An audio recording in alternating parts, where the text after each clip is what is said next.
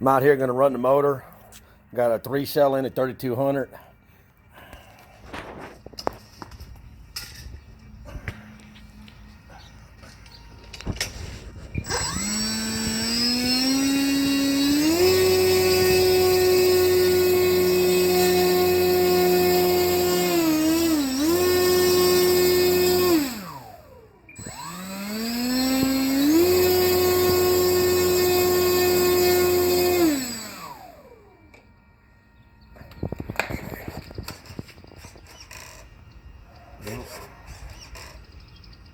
See how the elevator moved by itself?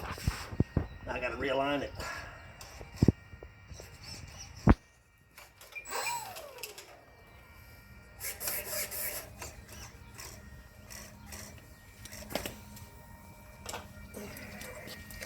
See the elevator up here? The elevator's back there. Sorry. See how it's up? I got to realign the servo again. I don't know why it does that. These digitals are...